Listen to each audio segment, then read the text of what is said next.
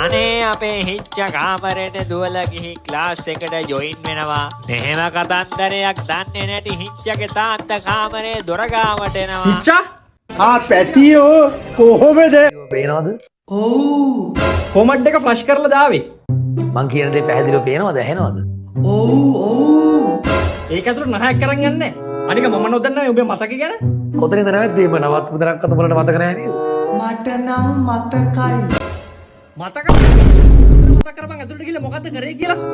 කොතනද නැවැද්දුවේ? ලිපි ද්‍රව්‍ය ලබා ගැනීම. ඈ මොනවද මං කියන්නේ? උඹට පයිතියන්ද? ලිපි ද්‍රව්‍ය මිලදී ගැනීම කියන කොටස කතා කරේ. ඔව් පයිතියන්ද ඔව් කියන්නේ? එකට එක කියන්නම කන පල්ලා හරිද? තාම අපි ගණන් හදන්න තාම ප්‍රවිෂ්ඨ වුණේ නැහැ. හරි? හරි තමයි. මේ ලෝකයකෝ අවංකව ළමයෙක්ගේ සාර්ථකත්වයක් දකින්න මහන්සිනේ තුන්ගොල්ලයි. අම්මයි තාත්තයි ගුරුවරු. ඒ තුන්ගොල්ලන්ට ගරු කරන පුරුදුයක්.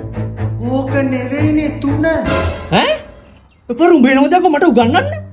ගියාම මං තව කවුද එහෙනම් ළමයාගේ සාර්ථකත්වයට මහන්සි වෙන්නේ කියලා? බැංකු ණය. බැංකු ණය? හිච්චා ඔබ මාව විහිළුවකට ගත්තද? ආයක තුනද? ඔව්.